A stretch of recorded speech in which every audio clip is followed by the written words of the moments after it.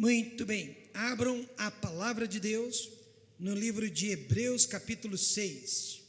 Hebreus 6, versos de 1 a 11. Nesta noite eu quero falar sobre as coisas que acompanham a salvação. Quais são as coisas que acompanham a salvação? Hebreus 6, peço que você se coloque em pé, assim que localizar esta passagem. E eu quero ler, meus amados, os primeiros versículos. Por isso, deixando os rudimentos da doutrina de Cristo, prossigamos até a perfeição, não lançando de novo o fundamento do arrependimento de obras mortas e de fé em Deus, e da doutrina dos batismos, e da imposição das mãos, e da ressurreição dos mortos, e do juízo eterno. E isto faremos, se Deus o permitir. Agora o versículo 9. Mas de vós, ó amados, esperamos coisas melhores, e coisas que acompanham a salvação, ainda que assim falamos. Oremos. Querido Deus e eterno Pai, por favor, fale conosco, através da entrega desta mensagem. Coisas que precisam acompanhar as nossas vidas, que talvez não nos acompanharam neste ano que está se findando, mas pela graça e misericórdia de Deus, poderão nos acompanhar no ano que está se iniciando, no ano que está surgindo. Peço que a palavra de Deus fale poderosamente a cada vida, a cada coração aqui presente nesta noite, que nada nos atrapalhe a compreender o recado de Deus para cada um de nós, não para os outros, mas para cada um de nós neste momento. No nome de Jesus, amém. Podem se assentar.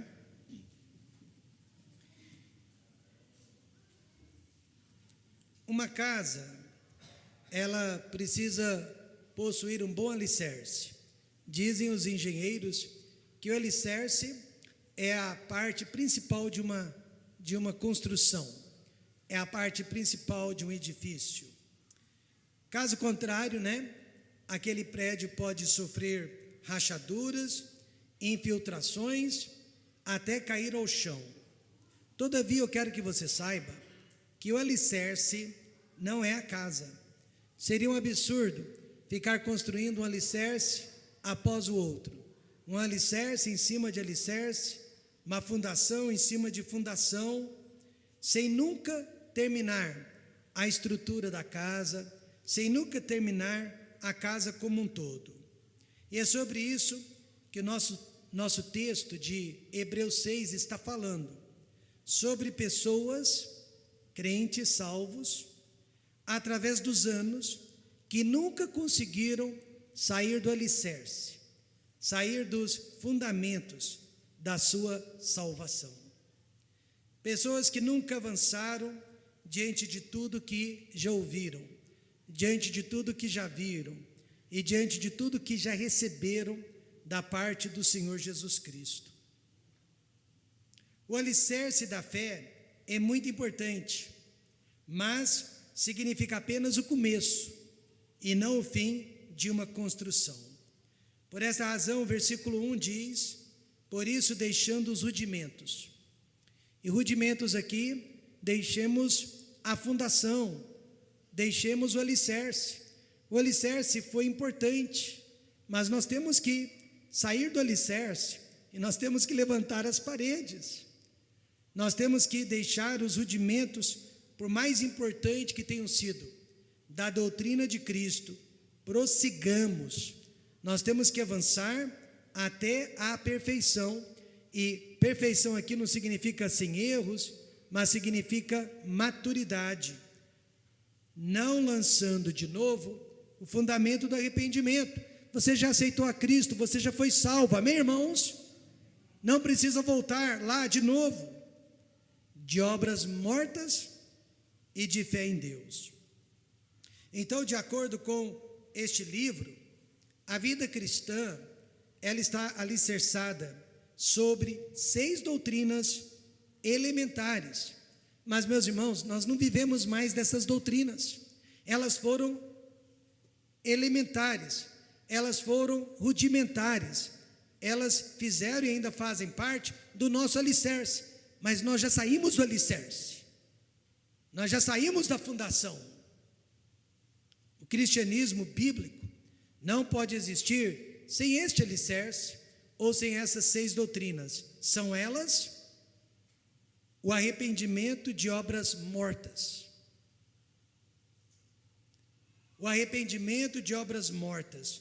No versículo 1, significa simplesmente que você e eu precisamos dar as costas, de uma vez por todas, aos atos que produziu a morte, que produziu o desânimo, que produziu a nossa separação de Deus, ou seja, o pecado. Jesus bem disse: se não vos arrependerdes, todos de igual modo perecereis. Mais cedo ou mais tarde nós iremos pagar o preço de nossas escolhas. Por isso que um dos grandes alvos para a nossa igreja em 2019 é reavivamento espiritual. Mas para que reavivamento ocorra, é necessário arrependimento de condutas, de decisões, de pecado. O segundo alicerce é a doutrina do sumo sacerdócio de Cristo. Meus amados, no passado nós precisávamos da intercessão de homens. No passado nós não podíamos nos aproximarmos de Deus. Era necessário que um sumo sacerdote, representante de Deus sobre a terra, levasse os nossos pedidos e a nossa confissão diante de Deus. E mesmo este sacerdote, sendo homem, sendo ser humano, tinha que fazer também confissão dos seus próprios pecados. E ele só podia entrar no Santo dos Santos uma vez por ano. E assim mesmo, puxado por uma corda, pois caso ele morresse na presença de Deus, ninguém podia tirá-lo de lá, mas podia puxá-lo através de uma corda. Mas desde a morte, sepultamento e ressurreição de Jesus Cristo, eu e você temos e recebemos livre acesso ao trono de Deus. A qualquer hora do dia ou da noite, nós podemos nos aproximar de Deus através de Jesus Cristo, o nosso sumo sacerdote para sempre. Ele morreu pelos nossos pecados e agora pode interceder por nós junto à presença de Deus. O terceiro alicerce é a doutrina da fé. Meus irmãos, a Bíblia diz: ora, sem fé é impossível agradar a Deus. Nas horas mais difíceis da vida, nós demonstramos fé, desanimados, às vezes até derrotados, mas nós não abandonamos a igreja, nós não abandonamos a vida cristã, nós não abandonamos as nossas obrigações para com Deus, porque nós acreditamos que Ele está no controle e no final nós seremos mais que vencedores. A doutrina do batismo também faz parte dos rudimentos da fé. O primeiro mandamento, a ser seguido depois da nossa salvação. Em quinto lugar, a doutrina da ressurreição. O cristianismo, meus amados irmãos, a religião que seguimos é uma religião de vida eterna através de um Cristo vivo. E finalmente, a doutrina do juízo eterno. Lembra-nos constantemente que um dia todos nós vamos prestar contas a Deus. Portanto, alicerçados nessas 6 doutrinas, devemos agora desenvolver e fazer progredir a nossa salvação. Nós precisamos sair dessas doutrinas e nós precisamos avançar para outros ensinamentos ainda mais importantes, ainda mais necessários para o nosso viver, para o nosso dia a dia. Meus amados irmãos, esta igreja tem um alicerce, mas ele é invisível. Nós sabemos que ele existe porque este alicerce está sustentando as paredes, está sustentando o peso das nossas, está sustentando o peso do nosso teto. Mas nós não olhamos para o alicerce, nós olhamos para o que foi construído sobre este alicerce. E agora O autor de Hebreus está dizendo que devemos prosseguir, avançar. No versículo 9 de Hebreus 6, o escritor espera que nós ultrapassemos o alicerce da vida cristã, e ele diz: mas de vós, ó amados, esperamos coisas melhores e coisas que acompanham a salvação, ainda que assim falamos. Deus está esperando coisas melhores de mim, Deus está esperando coisas melhores de você, diante de todas as bênçãos que Ele tem derramado sobre nós, diante de todas as oportunidades que Ele tem nos dado, diante de todo o conhecimento adquirido, Deus está esperando coisas melhores de nós. Amém, irmãos? Ele está esperando coisas melhores de nós. Então, o que precisa acompanhar a nossa salvação nesses próximos dias, nessas próximas semanas e neste novo ano? Em primeiro lugar, transformação. Meus amados irmãos, nós temos que nos colocar diante de um espelho e dizer: não aguento mais, não aguento mais, eu não quero ser a mesma pessoa, eu quero ser transformado pelo poder da palavra de Deus, eu não aguento mais. Ezequiel 36, 26, faz uma promessa maravilhosa para o povo de Deus, para os filhos de Deus. Ele promete: dar-vos-ei um coração novo, porei dentro de vós um espírito novo, tirarei da vossa carne o coração de pedra, e vos darei um coração de carne. A nossa maior necessidade, meus amados irmãos, adentrando uma nova era, é de transformação. Mas eu já estou em Cristo há 10, há 20, há 30, há 40 anos, e eu garanto, você ainda precisa ser transformado à imagem de Jesus Cristo. Infelizmente, há muitos vícios de conduta na nossa vida, e nós estamos cegos para esses vícios de conduta. Nós achamos que estamos agindo corretamente, mas na carne ninguém consegue agradar a Deus. Amém, irmãos? Na carne ninguém consegue fazer a vontade de Deus, e a única maneira de fazermos a vontade de Deus é através da transformação de vida, transformação de pensamentos e transformação de atitudes. Os cristãos aqui do livro de Hebreus haviam sido iluminados, eles haviam sido libertados, eles conheceram a verdade, e a verdade liberta.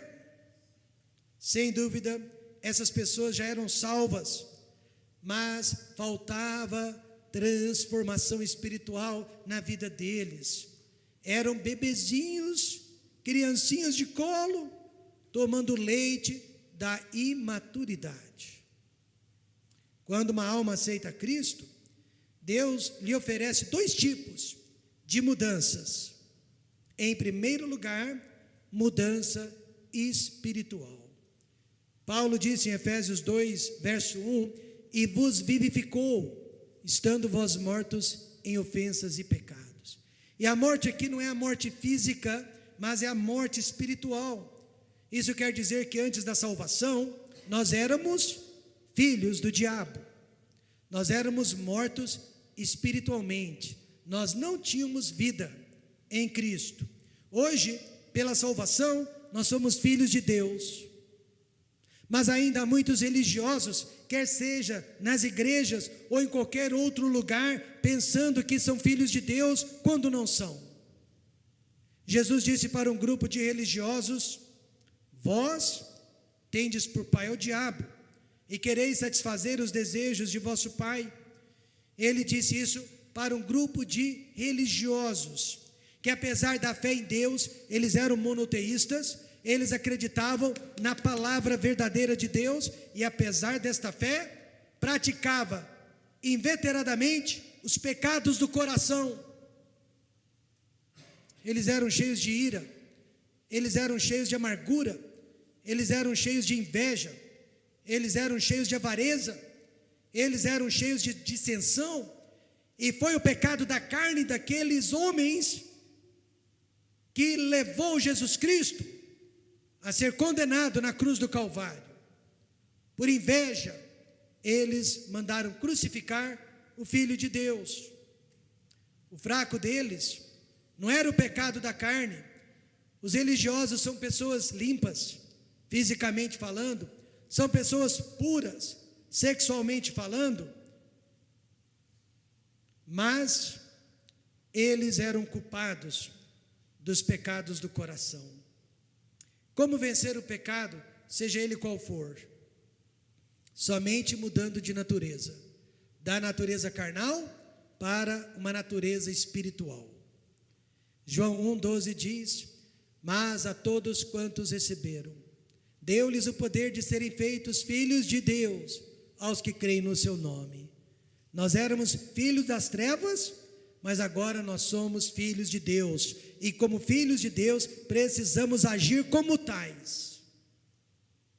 Em segundo lugar, ele oferece mudança de vida, não só uma mudança espiritual, mas de vida também.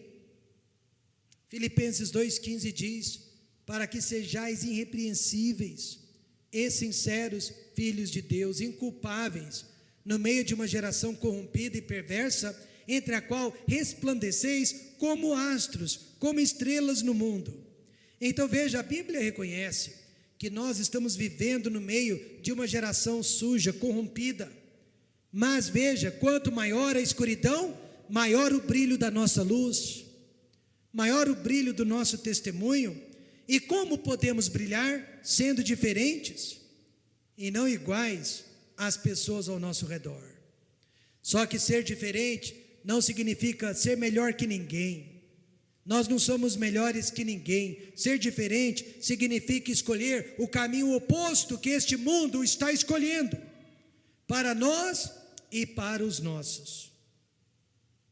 Durante o reinado do imperador Diocleciano, esses cristãos foram rudemente perseguidos, foram rudemente torturados.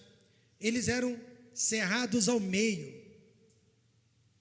Algumas vezes eles eram colocados dentro de sacos com serpentes vivas, venenosas, e eles eram amarrados dentro daqueles sacos e lançados em alto mar.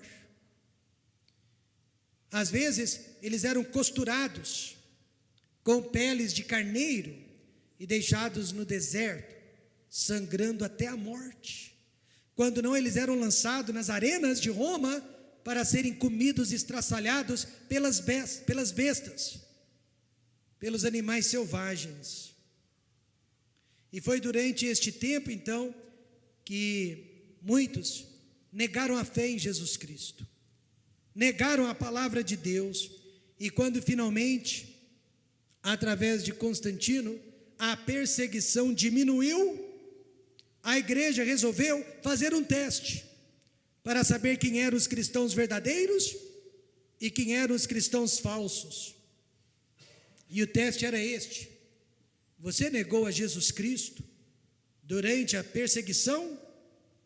Se a resposta fosse sim, essas pessoas não eram mais aceitas na igreja, não eram mais aceitas no meio do povo de Deus, não podiam mais continuar na igreja cristã. O autor de Hebreus, então, tentou corrigir esta posição radical por parte daqueles irmãos, ensinando que Jesus Cristo não podia salvar duas vezes, porque ele não podia morrer duas vezes. Ele não podia salvar duas vezes, porque ele não podia sofrer a vergonha, o vitupério duas vezes. O autor de Hebreus disse: é impossível que isso aconteça novamente. A igreja tinha então que receber aqueles irmãos de volta, através da fé e do arrependimento. Amém, irmãos? Mas não através da salvação.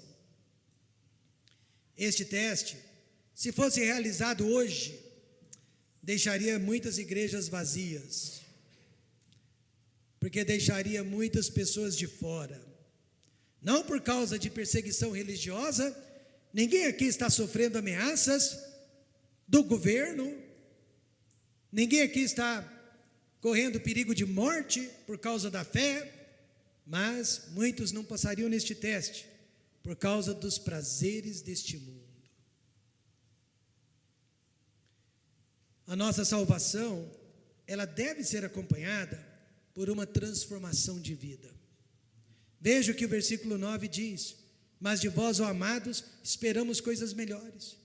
Deus espera que nós deixemos os rudimentos da fé, que nós deixemos a imaturidade e que nós possamos melhorar nossas atitudes, nossas decisões, que possamos melhorar nosso estilo de vida. Melhor que apenas ser um filho de Deus, melhor que apenas conhecer e aceitar o Evangelho, é viver por Jesus Cristo, é representar Jesus Cristo, é obedecê-lo neste mundo. Além da transformação, sabe o que mais precisa nos acompanhar? Comunhão também deve fazer parte da nossa vida neste ano que se inicia. O Salmo 131, verso 1 diz: ó quão bom e quão suave é que os irmãos vivam em união. E esta palavra união, eu sei, ela tem sido mal utilizada e ela tem sido corrompida. O diabo está usando a palavra união para unificar religiões, denominações religiosas, para coligar as igrejas de diferentes doutrinas e principalmente para enfraquecer as doutrinas e mostrar que elas não são importantes. Não é sobre este tipo de união ou de comunhão que Deus está ensinando. O salmista diz que os irmãos devem viver em união, mas com que e com quem? Em primeiro lugar, comunhão com a palavra de Deus. Veja Tiago 1:21. Por isso, rejeitando toda a imundícia e superfluidade de malícia, recebei com mansidão a palavra em vós enxertada, a qual pode salvar as vossas almas. Meus amados, há 3 anos, esta igreja tem enxertado a palavra de Deus em nossas almas. Todas as vezes que você lê a palavra de Deus, o Espírito Santo está enxertando os seus ensinamentos e a sua visão de mundo dentro do nosso coração. Saiba, você foi salvo através da palavra de Deus e agora precisa viver para conhecê-la. Amém, irmãos?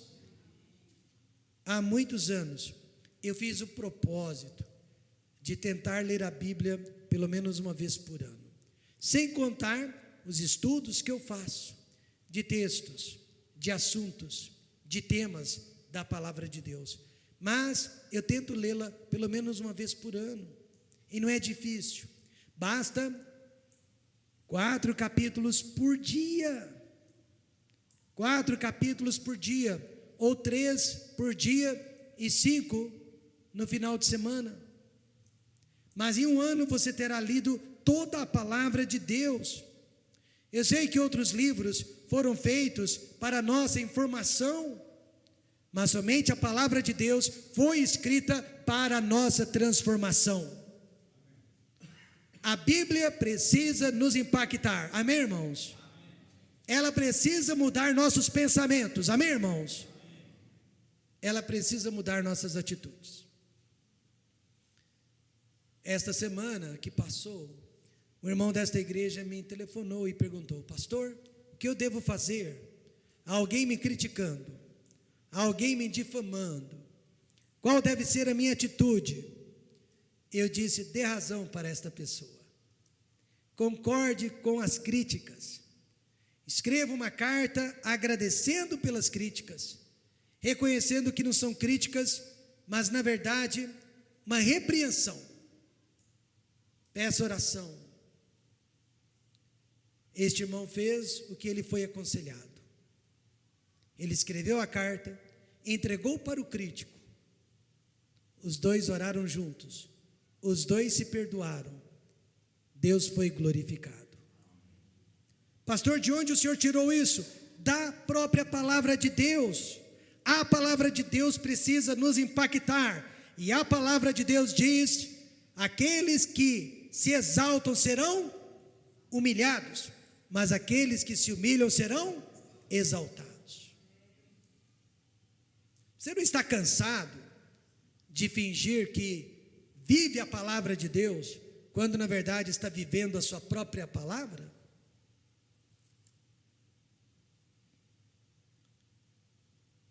Ela transforma o nosso lar, ela transforma a nossa vida, ela nos transforma como pessoas, esposo, esposa, filhos ou filhas. Ela transforma a nossa igreja.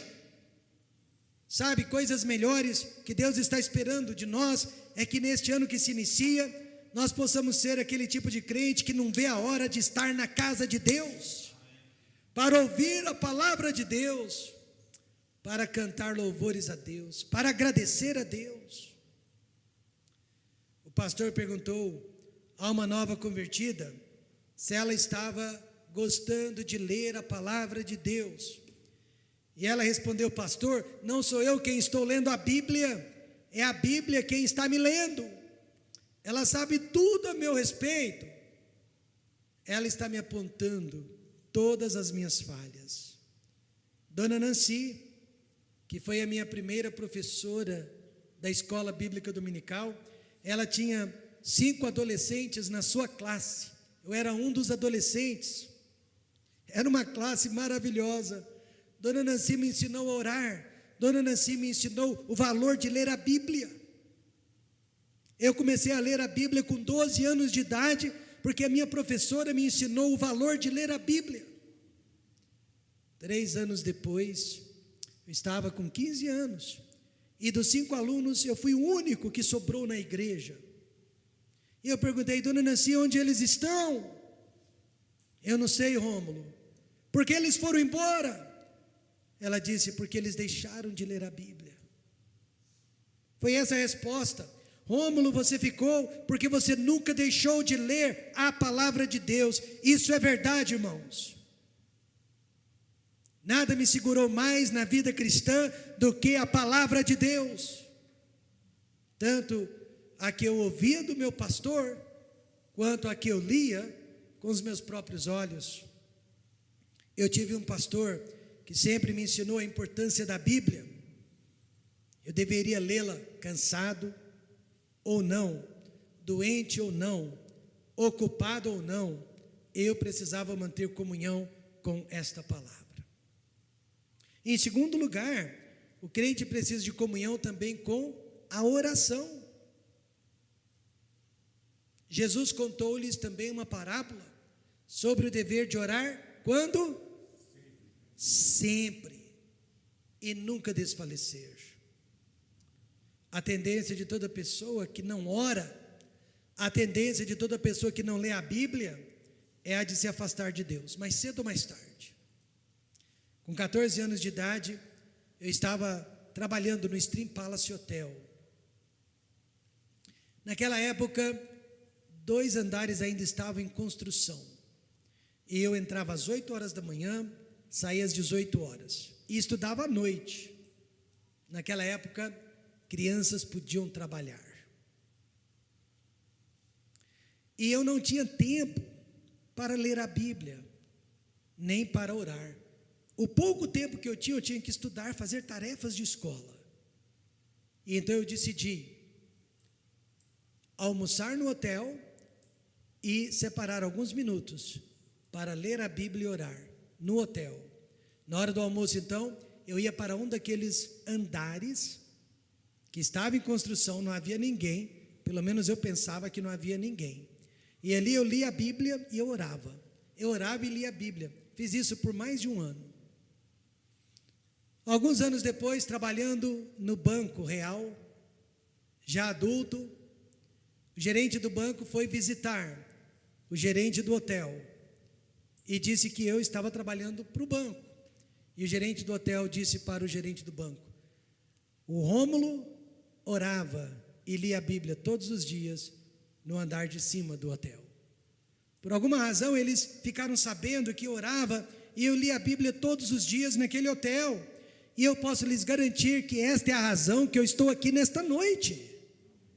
Comunhão com a palavra de Deus e comunhão com Deus desta palavra. Por que muitos crentes ficam desencorajados na vida de oração? Porque eles não acreditam no poder da oração como deveriam acreditar. Uma senhora nos disse que quando ela ora pelos outros, Deus sempre atende. Mas quando ela ora para si mesma, Deus não a atende.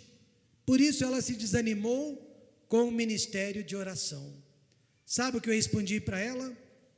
O que a Bíblia responde para nós. Tiago 4, versículo 3.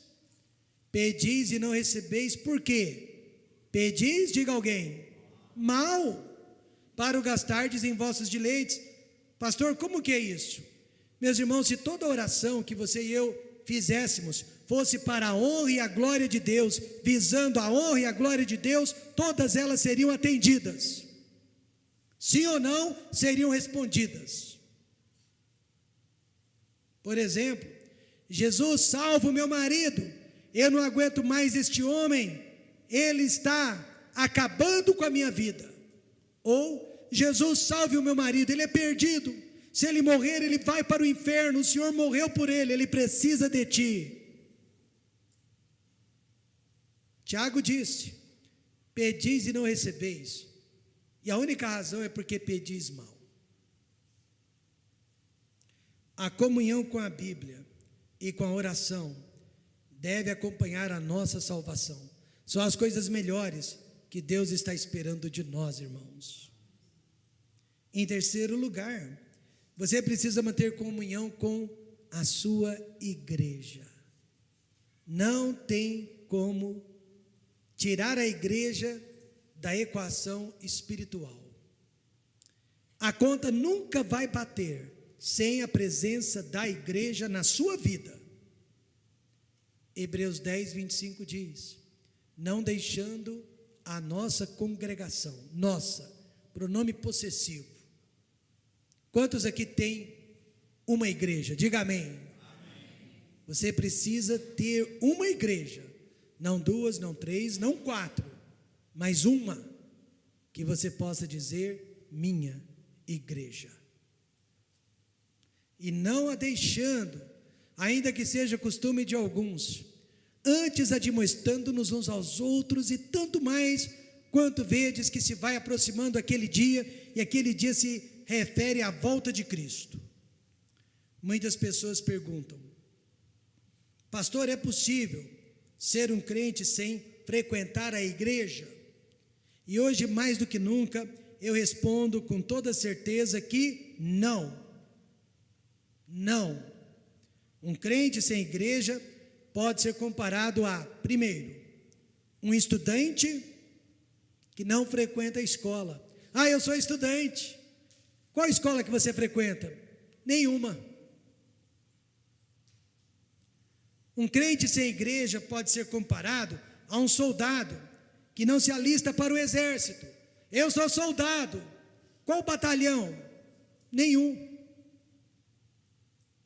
Um crente sem igreja pode ser considerado ou comparado a um cidadão que não paga os impostos e não vota nas eleições.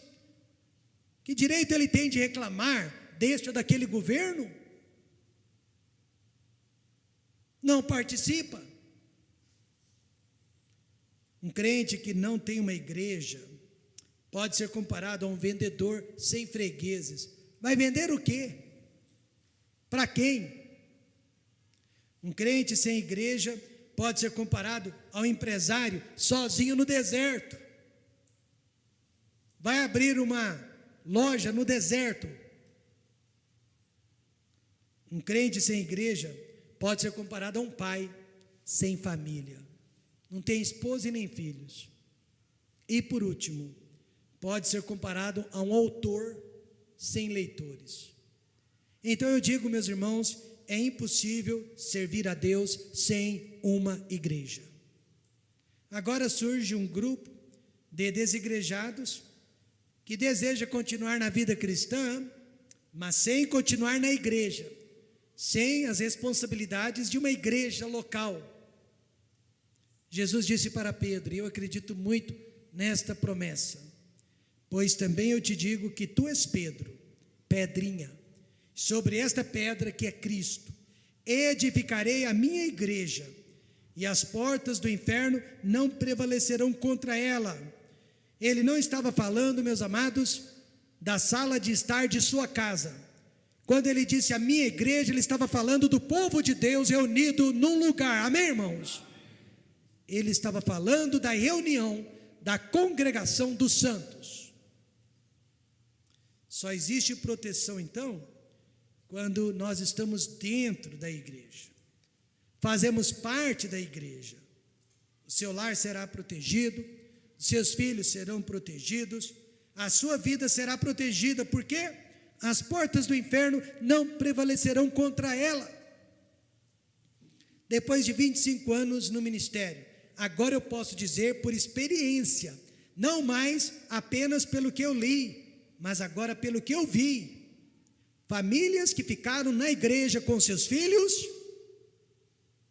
foram bem mais sucedidas do que as famílias que saíram da igreja com seus filhos. Um garotinho perguntou ao seu avô: vovô, as pessoas podem viver sem a igreja? Sim, filho, respondeu o vovô. Assim como as pessoas também podem viver sem os dois olhos, mas não vão enxergar nada. Sem a igreja você não enxerga direito a vida, você não enxerga direito a vontade de Deus. Quando eu ganho então uma alma para o Senhor Jesus Cristo, que alegria, né? Quando você ganha uma alma para Cristo. Geralmente eu dou 4 conselhos para aquela pessoa.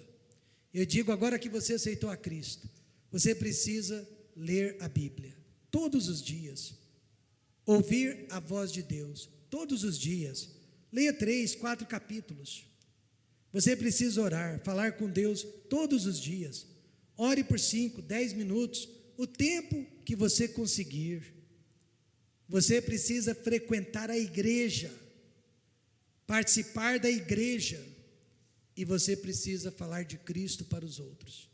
Fazendo isso, você vai crescer no conhecimento e na graça do Senhor Jesus Cristo. Essas são coisas que precisam acompanhar a salvação: transformação, comunhão.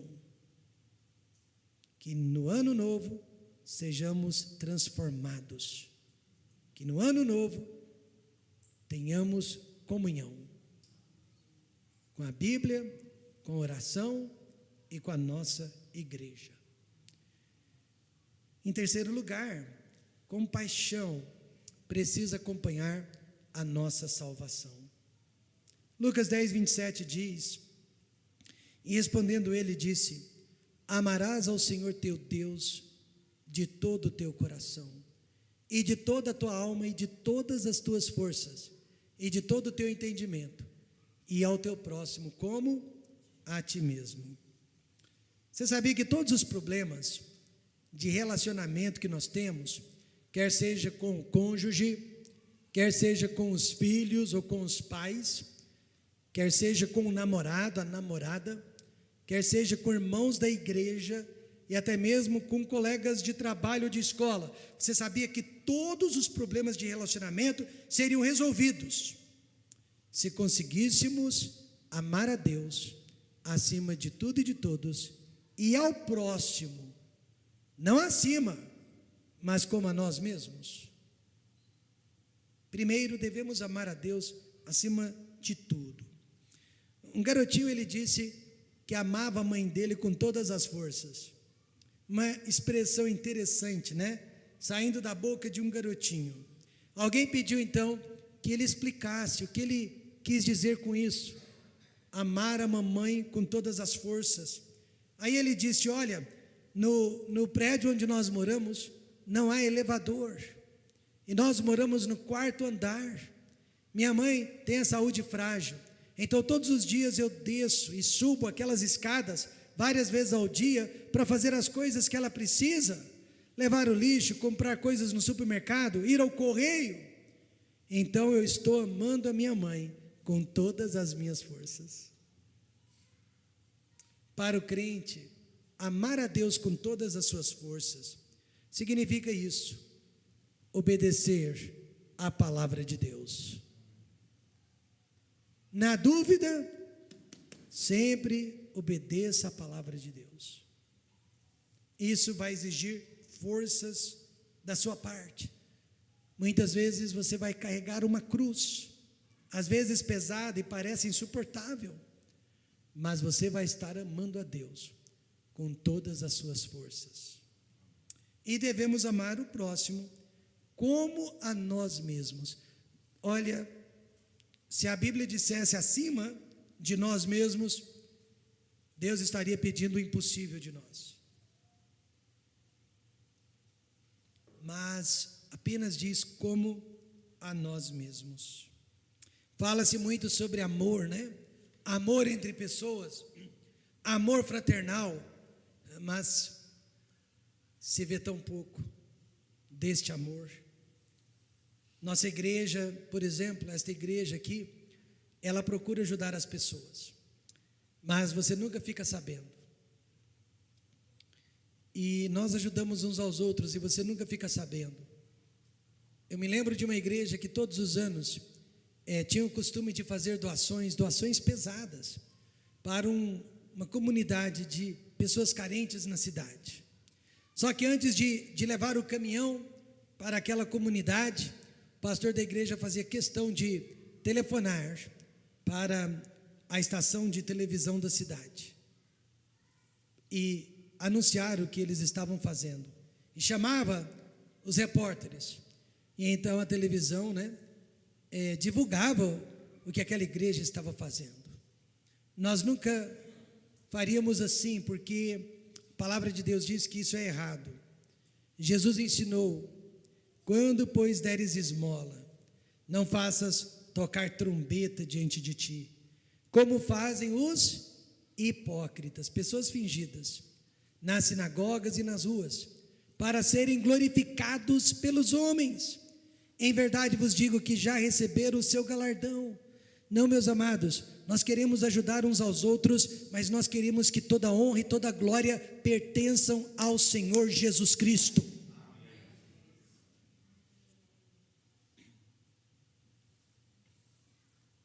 Meu sogro e minha sogra, através da vida dele, nos ensinaram que todo Natal nós deveríamos convidar pessoas que não têm lugar para passar o Natal, para ficarem conosco. Ah, pastor, mas Natal é para a família, não é? Alguns pensam assim. Meu sogro e minha sogra não.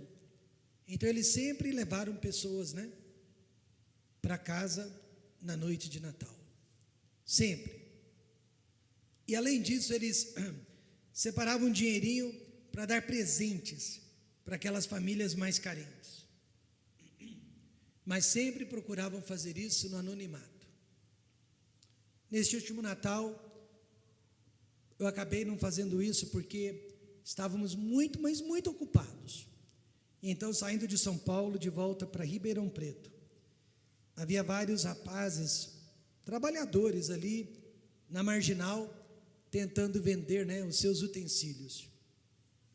E eu olhei para um deles, senti compaixão, abri a janela do carro e comprei dele 2 utensílios. Paguei caríssimo, mas eu não estava comprando os utensílios. Eu estava ajudando uma pessoa estranha que eu não conheço. E além de dar o dinheiro para ele, também dei o evangelho, pedi que ele fosse para a igreja. Foram poucos segundos. Talvez eu nunca mais veja aquela pessoa, nem sequer me lembro do rosto dele. Mas é exatamente assim que Deus nos manda ajudar. Amém, irmãos? Sem lembrar quem são as pessoas. Daqui a 2, 3, 5 anos, elas vão chegar e dizer: lembra quando você fez isso por mim? E você vai dizer: não, porque eu não fiz por você, eu fiz por Jesus Cristo. amor verdadeiro por Deus e amor verdadeiro pelos homens deve acompanhar a nossa salvação. E em quarto e último lugar, eu estou terminando, como dizia o meu pastor, irmãs, já podem ir calçando os sapatos, podem ir colocando os sapatos de volta nos pés, porque eu estou terminando mesmo. Sabe o que mais precisa nos acompanhar neste ano que vem? Produção. Quantos aqui sentem que você não produziu muito neste ano que passou? João 15,16, Jesus, ele em poucas palavras diz a vontade dele para nós. Não me escolhestes vós a mim, mas eu vos escolhi a vós, e vos nomeei para que vades e deis fruto, e o vosso fruto permaneça, a fim de que tudo quanto em meu nome pedirdes ao Pai, Ele vô-lo conceda. Veja como que a oração, o sucesso da oração, está conectado ao seu trabalho, à sua produtividade. Jesus nos escolheu com um propósito em mente, produção, que vades e deis frutos. Meus amados, nós temos que chegar no ano que vem, nesta época do ano, e nós temos que olhar para dentro da igreja, e nós temos que ver frutos, amém, irmãos? Nós temos que ver frutos, nós temos que olhar para dentro do nosso lar e ver frutos, e nós estamos falando de frutos espirituais. Toda pessoa que professa Cristo, ela vai produzir frutos de uma maneira ou de outra. O nosso texto, Hebreus 6, versos 7 a 8, fala sobre isso, porque a terra que embebe a chuva, que muitas vezes cai sobre ela, e produz erva proveitosa para aqueles por quem é lavrada, recebe a bênção de Deus, mas a que produz espinhos e abrolhos é reprovada, perto está da maldição, o seu fim é ser queimada. Então nós temos aqui frutos bons, frutos bons. Muitas pessoas elogiam o Templo Batista Maranata por ser uma nova igreja localizada na City Ribeirão, e ela é tão bonita, né? Dona Ruth entrou aqui, achou a igreja bonita, a Amanda achou a igreja bonita, mas não é assim que nós queremos ser conhecidos. Nós queremos ser conhecidos como uma igreja de povo bonito, de pessoas bonitas, de pessoas generosas e amáveis. Graças a Deus, né? Nós temos um prédio bonito, mas nós precisamos ser uma igreja de produção, uma igreja de frutos. Existem pessoas que poderiam ter produzido muito mais do que produziram.